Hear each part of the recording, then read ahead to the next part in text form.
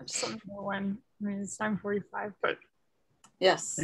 Be sure and ask for the residual rights, Brooklyn. You know, Sharon's recording it. yeah. You know, it'll go big on YouTube. And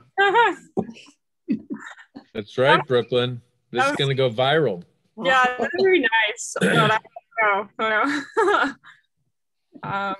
All right, I'm really happy to go ahead and start though, because it's 9:46 and it looks like we got most people here. Okay. So I'm gonna share again. Let me see. Oh, it says that I'm not able to share the screen. oh, Sharon can enable you to do that. Yeah. Not collected because it was not published till after his death. Yeah, so ethics was something that Bonhoeffer was working on, I want to say from like 1940 to 1943. And he hid the manuscripts, I want to say, in like the ceiling of his parents' house where he was working on it.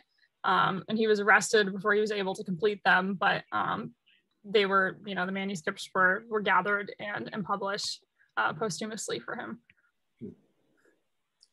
So Brooklyn, this is my introduction to Bonhoeffer's ethics, and I really appreciate it because you piqued my interest just with these 2 short sessions.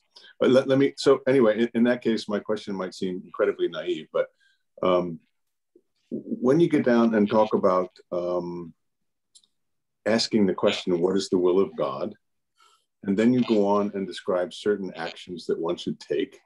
Doesn't that answer the question, what is the will of God? Yeah, I mean, I'm not sure.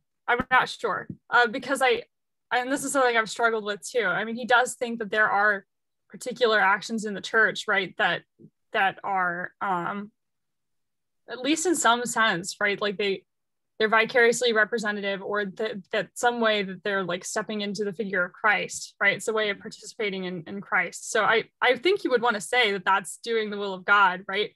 But he doesn't want to offer you like a list of things to do, which is why I'm like, you know, I stress that it's not a program or a principle. I do think he has principles that he doesn't want to call them as much, but yeah. Well, so, I see that there's not a list of things to do, but there does seem to be a suggestion of how to do the things to do, right? Yeah, and I mean, I certainly think that. I mean, he's not going to say that there's no wrong way to behave, but like he would, you know, Bonhoeffer, one of Bonhoeffer's works, he talks about, you know, redeveloping a concept of heresy, and you know, he's really got an idea that there are bad ways to do things.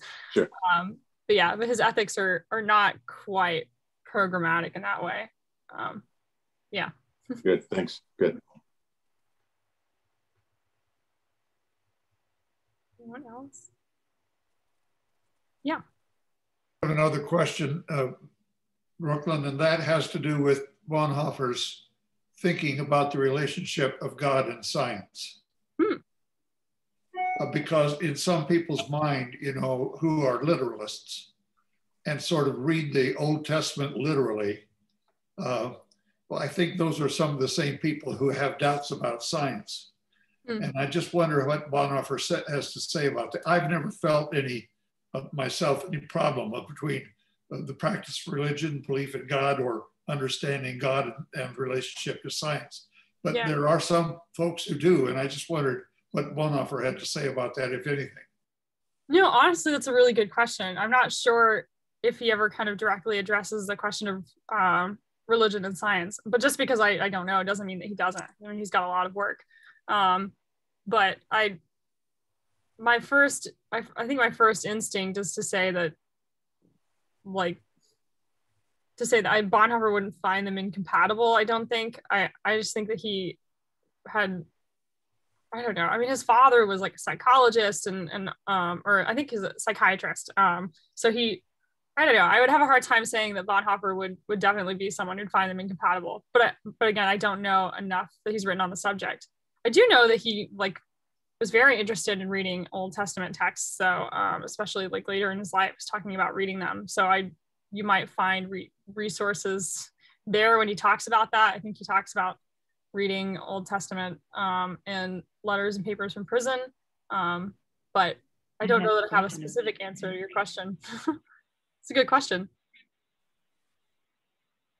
Yep.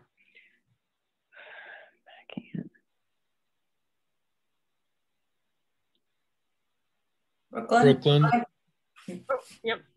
with regard to confession, why is that so important? And does that have to do how important is it that we confess particular sins as opposed to just sin itself? Or is it? But what's so important about confession for Bonhoeffer? So I'm not sure about the answer, at least for particular sins versus sin in general.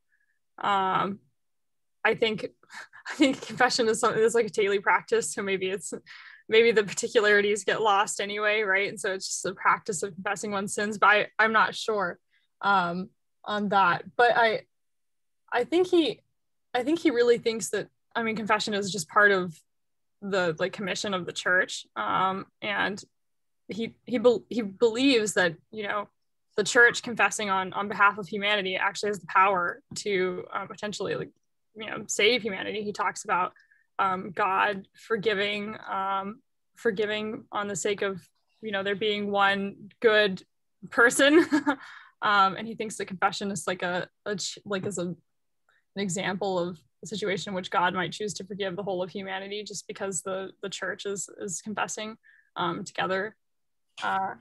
So I honestly would need to spend more time, I think, on Bonhoeffer's discussion of confession to give you a better answer. But I think that he sees it as a really important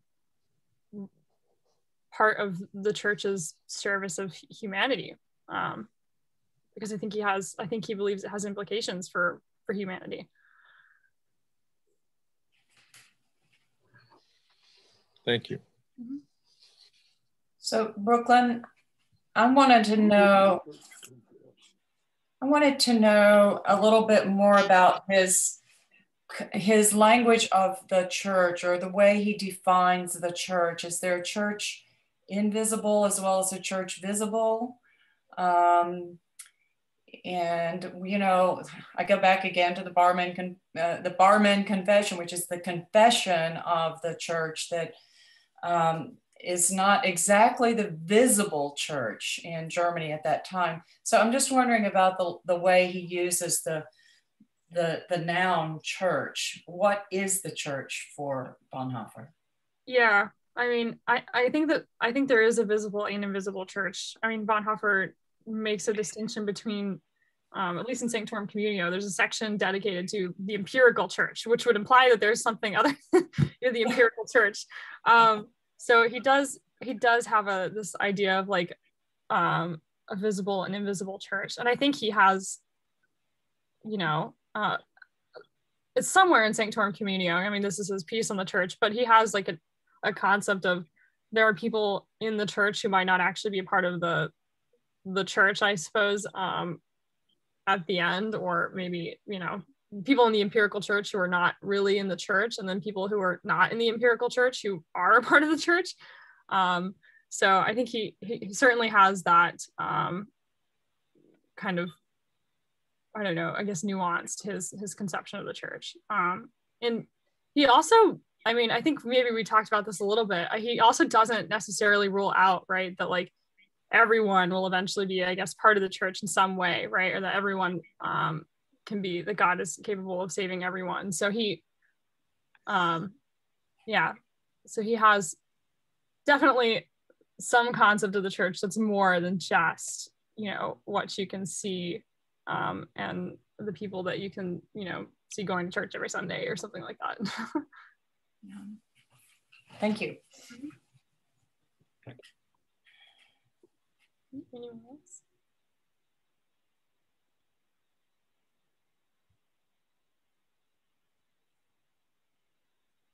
No?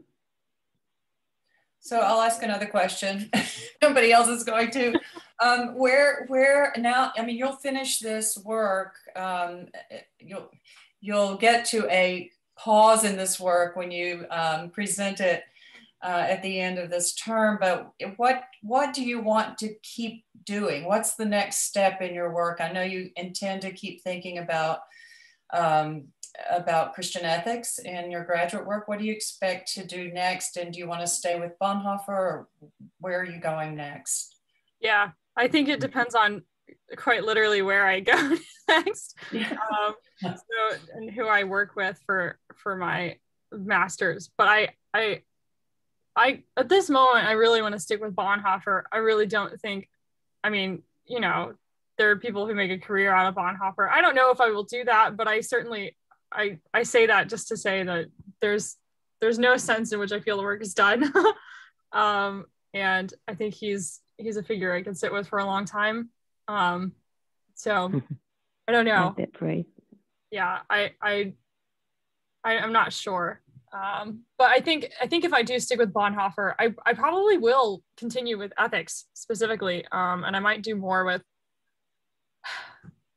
I might do more on the epistemology piece. There's a bit of that in Creation and Fall too, which I think would be really cool to return to. And I've been wanting to go back to Creation and Fall in my thesis, and I haven't. But I also think it would be a really, yeah. So I kind of want to go there. But that's quite a lot. I guess the short answer is I'm not entirely sure, but I think it will be with Bonhoeffer still. Yeah. Will that be studying theology and ethics? Yep. So I just want to remind you, Grace has a fund that we can use to support theological advanced theological education. So awesome. We should talk about getting you some kind of grant from that.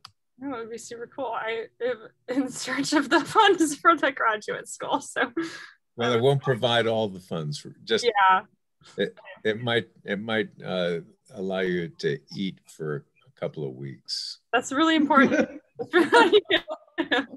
Food for a couple of weeks is great. It's not a guarantee. So, Brooklyn, let me ask just one question. I mean, clearly there's a lot for everyone to struggle with in Bonhoeffer, and rightly, you've struggled a lot with it, but can you identify, say, one thing that you struggled with when you began to work through that you've managed to reconcile or come to terms with in Bonhoeffer? I think the opening to his ethics, which I don't think I'm the only person who spent time with Bonhoeffer who has said this either. But the opening to his ethics is where he says, you know, ethics is asking the question, what is good or how can I be good, are the wrong questions. And then he said, instead you ask, what is the will of God? And, you know, when you asked me, like, what does that mean? I'm like, well, you know, he has some ideas, but I don't really know apart from that. And he's not like willing to say what it is, and understandably. So I think that's been a really big struggle. I think especially when you, I don't know, if you're more inclined to read maybe like a natural theology or something like that, I feel like you get maybe some more like a theology based on, or an ethics based on a natural theology. You probably will get some more concrete like ideas about what is good and what is bad in terms of things to do. And I don't know, I want that out of Bonhoeffer, and I'm not getting it, but I think I've come to accept that in a way, because I don't know, I think a lot of it is, you know, I want to know if it's good, because I want to be able to be like, oh well, I did the good thing. And I think Bonhoeffer is really on to something when he talks about like principles and programs being a way that we can justify ourselves, and it's a way of making ourselves comfortable with our own actions. So it's kind of a lot to unpack, but I think that's been something that's, I don't know, the most powerful for me reading Bonhoeffer. Also one of the most difficult things, but it makes me appreciate him a lot. So. Yeah. Oh, that's great. Thank you. MJ, did you have a question? No, but I have a comment, and it's maybe a question, but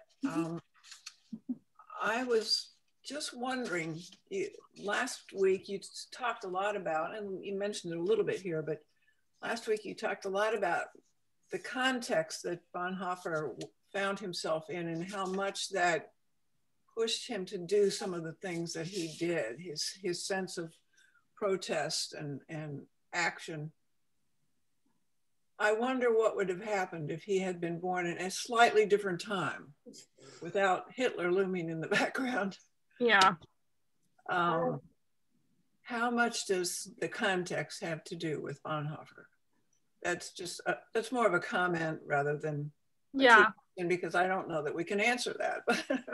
I would just venture to say that, you know, of course the context matters, and I think maybe his theological development wouldn't have been quite the same, but I don't even want to say that for sure. But I think Bonhoeffer was very perceptive, and even with, you know, Hitler and Nazi Germany, I think he was able to see really early, and a lot of people were not able to see kind of the inevitable, you know, arc of things. And I don't think that would, you know, if you took Bonhoeffer out of his context and put him somewhere else, I think he would still be that perceptive individual who would be able to, you know, see things for what they were. And I don't know what that means for his theology, but I do think that, I don't know. I think it says something about his person regardless of his place. Mm-hmm. Yeah, that's all I have for that. Brooklyn, I here, so your talk about ethics sparked two questions in me that I know we don't have time to answer, but I pose them as questions. Put them in the chat for you. But one is, can you do a good thing apart from the grace of God? And the second is, can you participate in the grace of God apart from the confession of your sin? Yeah. Can you do a good thing apart from God's grace? And can you participate in God's grace apart from recognizing your sin? Yeah. What do you think? I mean, I don't know if there's a short answer. That maybe the short answer is either yes or no, but yeah.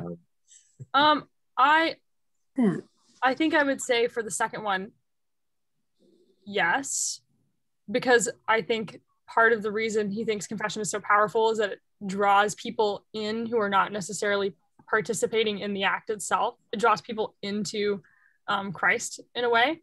That's why he talks about the church confessing on behalf of the world, right? And the idea isn't that the whole world is participating in the act of confession. In the grace of God.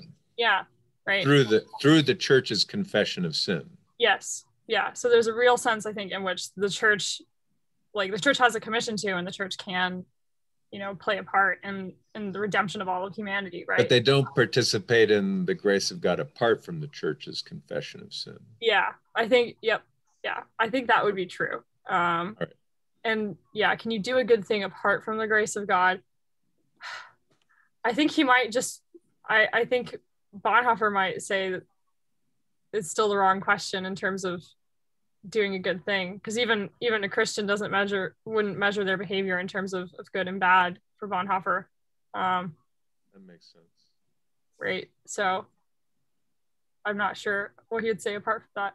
Maybe it's the wrong. It's not a matter of doing good things. It's a matter of participating in the grace of God. Right. Yeah. Okay. Thank you. Mm-hmm. Thank you so much, Brooklyn. We've enjoyed this. I've enjoyed Hope to have you back. Yeah, it's a lot of fun. Thanks for all your great questions. Yeah. Tell us more. You're very brave to take them on. Yeah, such good questions. It makes it fun. Yeah. Thank you. Yeah. All right. Thank you, Brooklyn. It was great. Thank you. Thanks, Brooklyn. Thank you. Bye, everyone.